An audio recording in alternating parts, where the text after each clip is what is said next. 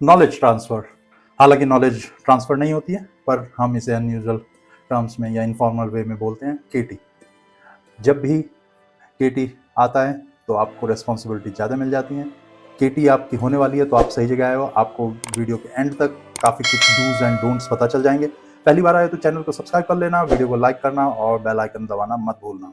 Let's start. Knowledge transfer अगर बात करी जाए तो यहाँ पे मैं जो बात करने जा रहा हूँ वो डेवलपर रोल की बात करने जा रहा हूँ, अकाउंट की बात नहीं करने जा रहा हूँ। डेवलपर रोल या फिर प्रोजेक्ट को आप रिप्लेस करने जा रहे हो। एक प्रोजेक्ट टीम से दूसरी प्रोजेक्ट टीम रिप्लेस कर रही है, या फिर एक इंडिविजुअल दूसरे इंडिविजुअल को रिप्लेस कर रहा है। अब इसमें हैंडओवर जो होता है वो इंडिविजुअल का जब आता है तो एक केस हो जाता है कि इंडिविजुअल अभी रिजाइन डाल गया है और दूसरा एक नई न्यू हायर या किसी दूसरी प्रोजेक्ट से कोई और रिसोर्स आके उसे रिप्लेस कर रहा है, तो वहाँ पे एक अलग नॉलेज ट्रांसफ़र होती है। वो थोड़ी सी लिमिटेड होती है और वो इतना सीरियस भी नहीं होता, क्योंकि आपको वहाँ पे और टीम मेंबर्स भी होते हैं जो हेल्प आउट कर देंगे। और प्रॉब्लम आती है जब आप टीम्स को रिप्लेस करते हो, तो एक पूरी की पूरी आप लाइफ साइकिल को रिप्लेस करके दूसरा लाइफ साइकिल को लगाने के चक्कर में हो। उसमें टेस्टर्स भी बदले जाएंगे, उसमें डेवलपर्स भी बदले जाएंगे, उसमें आपका और भी जो स्टेक होल्डर्स हैं वो डिसाइड करेंगे कि किन किन को हमने रिप्लेस करना है। तो यहाँ पे टीम को जब भी आप रिप्लेस करोगे तो यहाँ बहुत क्रूशियल हो जाती हैं चीज़ें, क्योंकि आपके पास अब अगर एक बार टीम रिप्लेस हो गई, नॉलेज ट्रांसफ़र हो गया, तो उसके बाद आपके पास कोई पॉइंट ऑफ कांटेक्ट नहीं होता कि वो आपको डाउट क्लियर कर दे कि ये ऐसा हो रहा है तो क्यों हो रहा है। और ड्यूरेशन बहुत मैटर करती है, तो नॉर्मली इंडिविजुअल के लिए तो 15 दिन बहुत हो जाते हैं, और अगर टीम की बात करें तो 6 से 8 हफ्ते में वो टीम को हम रिप्लेस कर सकते हैं। कि एक प्रोजेक्ट था, अभी एक्स कंपनी रन कर रही थी, अब उसी प्रोजेक्ट को वाई कंपनी रन करेगी। टाइप ऑफ सपोर्ट बहुत इंपॉर्टेंट है एग्जिस्टिंग टीम से, तो हो सकता है उसके लिए टीम मेंबर्स जो हैं थोड़े रिलेक्टेंट हों, जो एग्जिस्टिंग अभी काम कर रही है टीम प्रोजेक्ट पे, तो वो इजीली नहीं चाहते कि हम अपना कंट्रोल किसी और को दे दें, तो उसके लिए आपको थोड़ा सा अपने क्वेश्चंस रेडी करके जाना पड़ेगा और इम्पॉर्टेंट प्लान तैयार करना पड़ेगा, जो सबसे इम्पॉर्टेंट चीज़ है। अगर विदाउट प्लानिंग तो फिर वो जो बताएंगे आप उतना सुनोगे और आ जाओगे। तो आप अपने क्वेश्चंस जो यूजफुल होंगे वो ध्यान में रखना। वो कौन से क्वेश्चन होंगे वो अभी आगे हम डिस्कस कर लेते हैं। तो इसमें 4 चीज़ें मैंने चेकलिस्ट बनाई हैं। हालांकि डॉक्यूमेंटेशन है, जैसे स्टैंडर्ड है, कम्युनिकेशन और सेटअप। तो डॉक्यूमेंटेशन बहुत इंपॉर्टेंट रोल करता है कि तो ये आपको एक ओवरव्यू देगा आपका प्रोजेक्ट कहाँ क्या काम कर रहा है।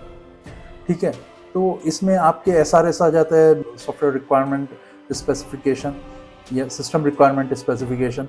तो इसमें एसआरएस में आपको ओवरव्यू मिलता है कि सिस्टम एक्चुअली है क्या, किस चीज़ के लिए हम लोग ये एप्लीकेशन या सॉफ्टवेयर यूज़ कर रहे हैं, वो ओवरव्यू मिल जाएगा। उसके बाद आपको कुछ डॉक्यूमेंट्स आपको हाई लेवल डिज़ाइन और लो लेवल डिज़ाइन पे भी मिलेंगे। हाई लेवल डिज़ाइन जो है नॉर्मली आर्किटेक्ट लोग इसको डेवलप करते हैं, तो इसमें एक पूरा वर्क फ्लो होता है कि कहाँ से कैसी चीज़ें एग्जीक्यूट हो रही हैं।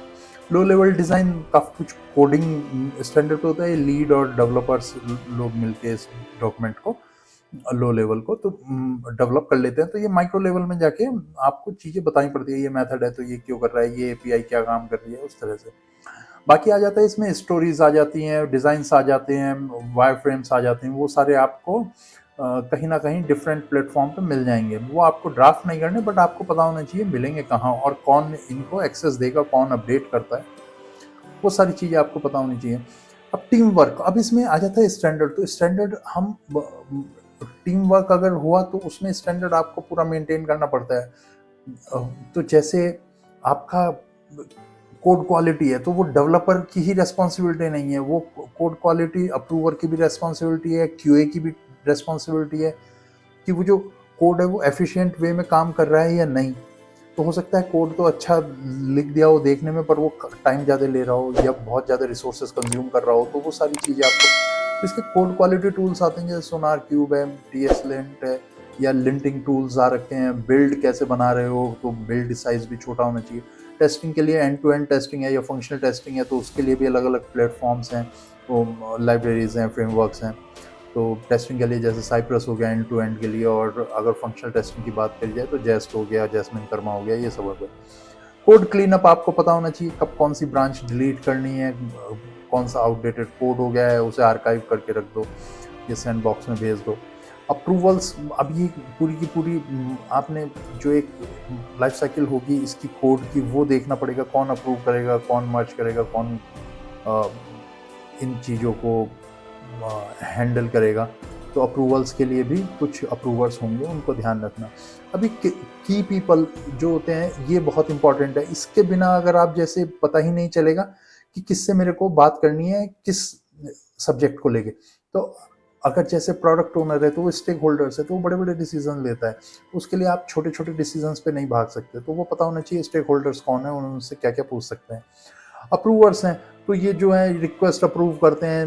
नॉर्मली अगर आप देखोगे तो काफ़ी सारी रिक्वेस्ट जो हैं इधर डेवऑप्स पे भी चली जाती हैं, कई बार एडमिन राइट्स के भी इश्यूज हो जाते हैं, आप तो काम कर रहे हो पर वो हो नहीं पा रहे हैं, तो उसके लिए रीज़न होता है आप पे प्रॉपर एक्सेस राइट्स नहीं है। ये रिव्यूअर्स भी आ जाते हैं, इसके बाद आपने काम तो कर दिया, अब वो कोड आगे कैसे जाएगा वो रिव्यू करेंगे, या चेंज रिक्वेस्ट आई है तो वो कौन अप्रूव करेगा, तो वो सब आपको देखना पड़ेगा कि क्या रोल उसमें टेस्टिंग टीम का है, क्या बीए का है, और जो भी आपके प्रोजेक्ट डेवलपमेंट में लोग हैं उन उन लोगों को देखना पड़ेगा, टीम लीड हो गए। तो यहाँ पे काफ़ी ज़्यादा रिव्यूअर्स पे डिपेंड करती हैं चीज़ें। एक्सेस राइट्स, तो आपको अपनी लिमिटेशन समझनी पड़ेगी, क्योंकि ये सारे राइट्स आपको नहीं मिल सकते हैं। तो कुछ आपको इस प्रोजेक्ट स्पेसिफिक मिल जाएंगे, एनवायरनमेंट रिलेटेड आपको चीज़ें मिल जाएंगी, बट उसके अलावा अगर आप सोचो कि मैं दूसरी टीम के इश्यूज़ को भी मैं डिस्टर्ब कर दूंगा तो वो नहीं होगा। तो सेटअप में आ जाता है, सबसे पहले आ जाता है इंस्टॉलेशन में आपके कितने मॉड्यूल्स हैं, कौन कौन से आपको एडिटर्स यूज़ करने हैं, कौन से सर्वर्स हैं, कौन से डीबी हैं, वो सारे कनेक्शन कैसे करने हैं, वो सारी चीज़ें आपको आनी पड़ेंगी। ठीक है, उसके बाद आ जाता है डिप्लॉयमेंट। अब प्रोजेक्ट करा तो अब उसे डिप्लॉय भी करेंगे, फिर हम टेस्टर को जाके बताएंगे भाई डिप्लॉय हो गया, अब टेस्ट कर लो इसे। तो वो ऐसे हालांकि कुछ केसेस में टेस्ट के बाद डिप्लॉयमेंट होता है, तो वो वाइस वर्सा हम यूज़ कर लेते हैं। और इसमें डिप्लॉयमेंट में आपका एनवायरनमेंट्स भी बहुत सारे होते हैं, क्यूए का हो गया, या फिर यूएटी हो गया, या फिर प्रोडक्शन हो गया, तो बहुत सारे एनवायरनमेंट्स होंगे, उन सब चीज़ों का ध्यान रखना पड़ेगा। और इनमें और टीम मेंबर, सिर्फ डेवलपर ही नहीं, टेस्टर्स की भी बहुत रिस्पॉन्सिबिलिटी हो जाती है, तो आपको समझना पड़ेगा कि अभी क्या यूज़ हो रहा है और उसको हम कैसे यूज़ कर सकते हैं। तो अभी उनके कुछ टूल्स यूज़ होंगे, कुछ प्रोसीजर्स होंगे, कुछ उनके स्टैंडर्ड्स होंगे, वो सब आपको चेक करने पड़ेंगे कि डेवलपमेंट के लिए क्या क्या है, किन टीम्स का, अदर टीम्स का, एक्सटर्नल टीम्स का कंट्रीब्यूशन चाहिए होगा। हो सकता है डेवऑप्स यहाँ पे बहुत ज़्यादा वाइटल रोल प्ले कर रहा हो। टेस्टिंग में क्यूएज हो सकते हैं, एक्सटर्नल क्यूए भी हो सकते हैं, इन हाउस भी हो सकते हैं, और ग्रुप ऑफ पीपल भी हो सकते हैं जो लिमिटेशन हम दे देते हैं यूएटी में, वो सब हो सकता है। इसके बाद आ जाता है आपका कि क्वेश्चन ठीक पूछो, रिकॉर्ड करो सेशन को, और अगर रिकॉर्ड करने को अलाउ नहीं करता तो कम से कम अपने मोबाइल से ही वीडियो बना लो। ठीक है, वो आप अपने पर्पस के लिए बनाओ कि अगर आपका कोई कुछ चीज़, आपका कंसंट्रेशन उस टाइम पे डिस्टर्ब हो गया तो आप कम से कम उसे दोबारा रिव्यू कर सकते हो। और इसमें पीपीटीज हों, चाहे डॉक्स हों, चाहे वीडियोज़ हो, जैसे भी करके उसे ड्राफ्ट करो, सो दैट जो फ्यूचर में आपको टीम मेंबर्स ज्वाइन करेंगे उनको आप कर सको।